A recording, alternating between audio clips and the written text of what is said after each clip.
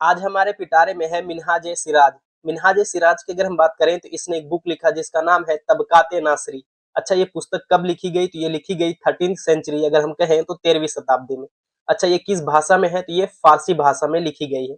अच्छा, ये जो तबकाते नासरी है वो बेसिकली एक शासक जिसका नाम है नसीरुद्दीन महमूद, तो ये उसको समर्पित है। अच्छा, अब ये जो नसीरुद्दीन महमूद है ये कौन था?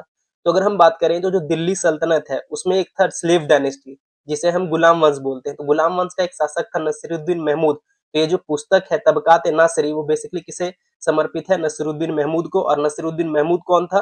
तो बेसिकली गुलाम वंश का कौन था? एक शासक था।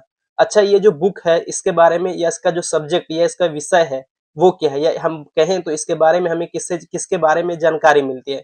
तो इसकी अगर हम बात करें तो जो प्रारंभिक मध्यकालीन इतिहास है या उसमें भी अगर हम कहें तो जो प्रारंभिक दिल्ली सल्तनत है उसके बारे में, और मध्य एशियाई इतिहास मतलब जो सेंट्रल एशिया है उसके जो हिस्ट्री है इतिहास है उसके बारे में हमें इससे क्या कहता है पता चलता है। तो ये था हमारे पास आज मिन्हाज ए सिराज। अच्छा, प्रीवियस शॉर्ट्स में हमने आपसे एक क्वेश्चन पूछा था कि जो अलबेरूनी है वो कब और किसके साथ भारत आया, तो इसका तो क्वेश्चन आंसर आपको पता है कि जो अलबेरूनी है वो महमूद ऑफ गजनी के साथ 11वीं सेंचुरी में क्या हुआ था? भारत आया था। अच्छा, आपके लिए जो आज एक क्वेश्चन है वो है कि जो जो फिरोज शाह तुगलक जो बेसिकली तुगलक वंश का एक शासक हुआ करता था, तो फिरोज शाह तुगलक के बारे में अगर हम बात करें तो फिरोज शाह तुगलक के बारे में हमें जो जानकारी है वो किस पुस्तक से मिलती है?